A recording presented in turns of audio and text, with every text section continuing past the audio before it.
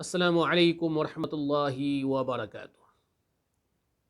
مشاہدین کرام، رجب کا مہینہ ان 4 مہینوں میں سے ایک ہے جن مہینوں کے اندر اللہ رب العالمین نے قتل و غارت گری اور ظلم کو حرام قرار دیا ہے۔ جیسا کہ اللہ رب العالمین نے ارشاد فرمایا، اعوذ باللہ من الشیطان الرجیم، ان عدت الشہور عند اللہ 12 شہرا فی کتاب اللہ یوم خلق السماوات والارض منها 4 حرم ذلك الدین القیم فلا تظالموا فیہن انفسکم۔ سورہ توبہ آیت نمبر 36۔ اللہ کے نبی صلی اللہ علیہ وسلم نے ارشاد فرمایا، السنة 12 شہرا منها 4 حرم 3 متتالیات ذو القعدہ وذو الحجہ والمحرم ورجب الذی بین جمادى وشعبان۔ یہ حدیث صحیح بخاری میں موجود ہے اور حدیث نمبر ہے 4662، اور مسلم میں یہ حدیث موجود ہے اور حدیث کا نمبر ہے 1679۔ تو پتہ یہ چلا کہ اللہ رب العالمین نے اس مہینے کے اندر قتل و غارت گری کو حرام فرمایا اور ظلم اور انتہا کے محارم کو اللہ رب العالمین نے حرام قرار دیا۔ یہ چیز فکس ہے اور مسلم ہے، لیکن عجیب بات ہے کہ ہم دیکھتے ہیں کہ رجب کے مہینے میں لوگ بڑے حریص ہو جاتے ہیں عمرہ کرنے میں ماشاءاللہ، روزہ رکھنے میں ماشاءاللہ، اور بہت سارے سبیل بانٹنے میں ماشاءاللہ۔ پتہ نہیں ان کو کہاں سے حدیثیں ملتی ہیں۔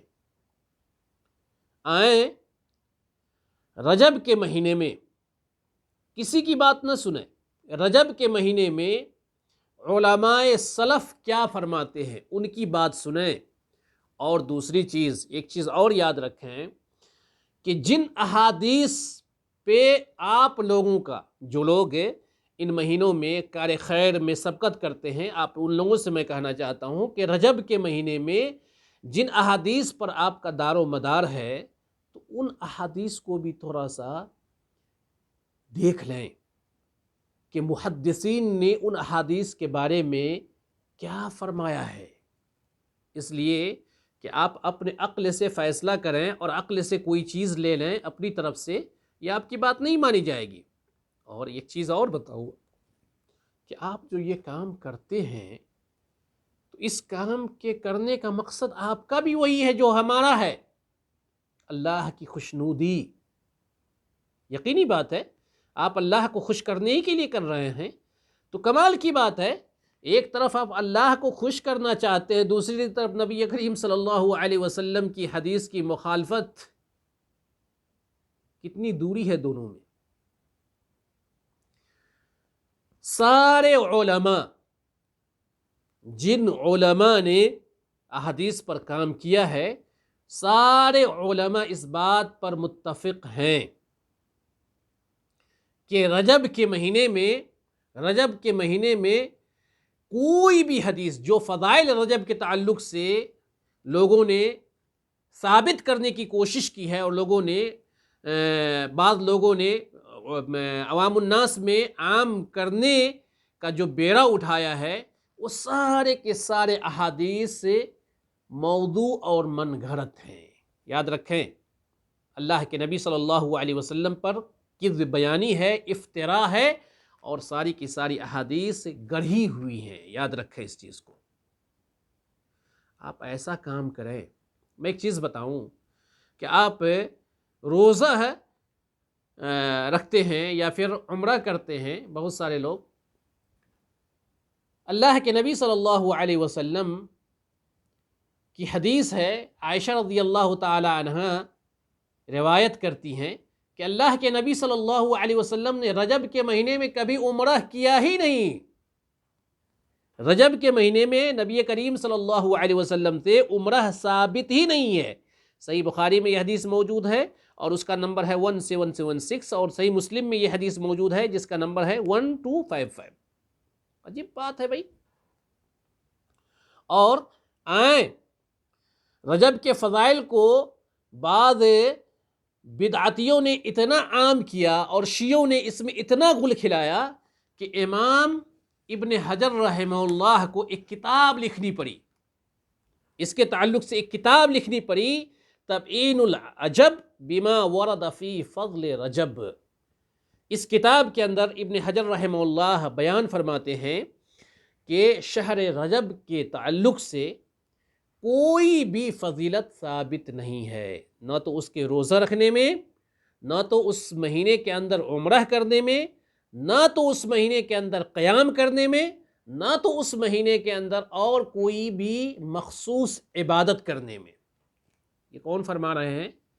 ابن حجر رحمہ اللہ، حافظ ابن حجر رحمہ اللہ اپنی کتاب کے اندر تبیین العجب میں آپ دیکھنا چاہیں دیکھ لیں، صفحہ 11 پہ یہ قول ان کا منقول ہے۔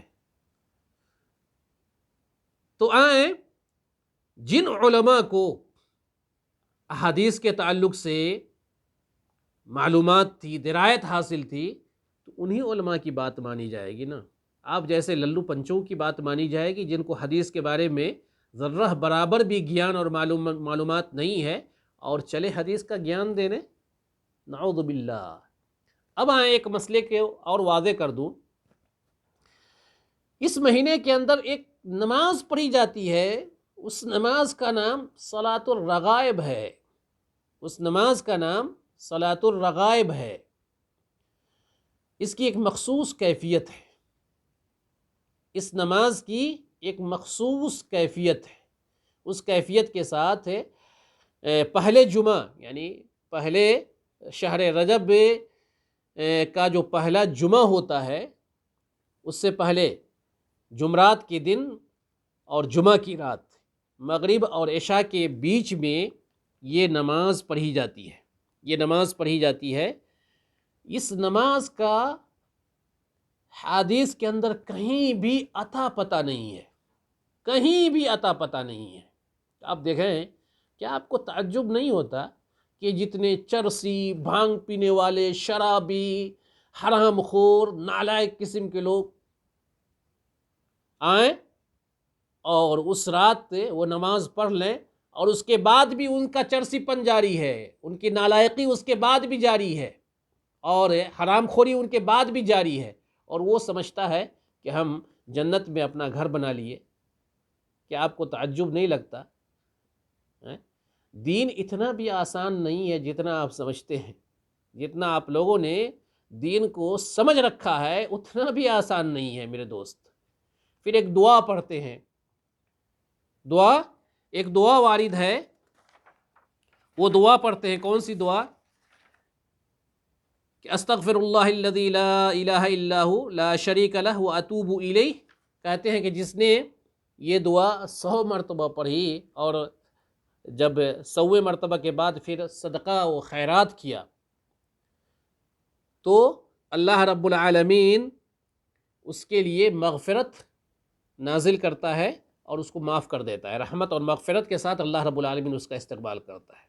اور اسی کے بعد کہتے ہیں کہ جس نے اسی دعا کو 400 مرتبہ پڑھ لیا تو 100 شہید کا ثواب ملے گا۔ شہادت بھی اتنی آسان ہے کہ آپ بیٹھے بیٹھے تقریباً 5 منٹ کے اندر 400 مرتبہ اس دعا کو پڑھ لیں، اور اس کے بعد آپ 100 شہیدوں کا ثواب لے لیں، اور پھر اس کے بعد آپ بھانگ پینے لگے، چرس کھانے لگیں، جو چاہے من میں وہ کرنے لگیں۔ یقینی بات ہے کہ کوئی بھی چیز اللہ رب العالمین ساری خطاؤں کو معاف کرتا ہے، اس میں کوئی دو رائے نہیں ہے، لیکن صدق دل سے توبہ کریں۔ یہ نماز تو بہرحال، یہ دعا تو بہرحال اس مخصوص کیفیت کے ساتھ اور مخصوص ایام کے ساتھ ویسے بھی ثابت نہیں ہے، لیکن ایک میں بات بتلانا چاہتا ہوں کہ اگر ایک انسان تائب ہوتا ہے، توبہ کرتا ہے صدق دل سے، صدق نیت سے، تو یقیناً اللہ رب العالمین ساری چیزوں کو معاف، سارے خطا کو، سارے گناہوں کو اور ان کے سارے کرتوت کو معاف کر دیتا ہے۔ لیکن تعجب اس بات پہ ہے کہ نہ تو اس نے صدق دل سے توبہ کیا، نہ تو اس کے حالات سدھرے، نہ تو اس کی عادتیں بدلی، بلکہ جو کا تو ہے، اور پلس یہ دعا پڑھ لیا اور اپنے آپ کو خوش فہمی مبتلا کر لیا کہ مجھے 100 شہیدوں کا ثواب مل گیا، اب کیا چاہیے، جنت تو حاضر ہے، جنت کیا ہے، حاضر ہے۔ اسی طریقے سے صلاۃ الرغائب پڑھ لیا۔ تو دوستو ان ساری چیزوں کا اسلام میں کوئی وجود ہی نہیں ہے، کوئی تصور ہی نہیں ہے، یاد رکھیں کوئی تصور نہیں ہے۔ اتنا ابھی آسان نہیں ہے جتنا آپ لوگوں نے دین کو سمجھ رکھا ہے۔ تو خلاصہ یہ کہ رجب کے مہینے میں نہ تو مخصوص طریقے سے یا پھر خاص طور پہ نہ تو عمرہ کرنا ثابت ہے، نہ تو روزہ رکھنا ثابت ہے، نہ تو قیام اللیل کرنا ثابت ہے، اور نہ ہی سبیل بانٹنا ثابت ہے۔ رجب کے پورے مہینے میں بہت سارے لوگ تخصیص کرتے ہیں 27ویں تاریخ کو، کہیں بھی کوئی تخصیص وارد نہیں ہے، اور یہ عمل اگر آپ خصوصیت کے ساتھ کرتے ہیں تو یقیناً اس کا کوئی بھی اجر آپ کو نہیں ملے گا، بلکہ الٹا آپ کو گناہ ہوگا، اور اللہ رب العالمین کے یہاں آپ گناہگار ثابت ہوں گے، اور نبی کی مخالفت اس سے لازم آئے گی، نبی کی مخالفت اس سے لازم آئے گی۔ لیکن ہاں اگر کوئی شخص عام مہینوں میں کی طرح ان مہینوں میں بھی روزہ رکھتا ہے، عمرہ کر لیتا ہے، لیکن اس نیت کے ساتھ نہیں کہ اللہ کے نبی صلی اللہ علیہ وسلم نے کیا ہے، روزہ رکھا ہے، عمرہ کیا ہے، تو کوئی حرج کی بات نہیں۔ میں کہتا ہوں کہ صحیح عمل کو آپ کرنے لگیں، پوری زندگی آپ کی بیت جائے گی اور آپ پہ صحیح اعمال ختم نہیں ہوں گے جو صحیح طور پہ نبی کریم صلی اللہ علیہ وسلم سے ثابت ہے۔ چہ جائے کہ آپ اگلم بگلم ایرو غیرو کی باتوں میں آ جائیں اور موضوعات اور کذب والی حدیثوں پر عمل کرنے لگیں۔ اللہ رب العالمین سے دعا ہے کہ اللہ رب العالمین ہمیں ہر طرح کے ان خرافات سے رب العالمین تو ہمیں محفوظ رکھے مولا، اور بدعات سے، شرکیات سے دور رہنے کی ہمیں توفیق دے، اور اس کو سمجھنے کی ہمیں توفیق دے۔ آمین۔ وآخر دعوانا الحمد للہ رب العالمین، والسلام علیکم ورحمۃ اللہ وبرکاتہ۔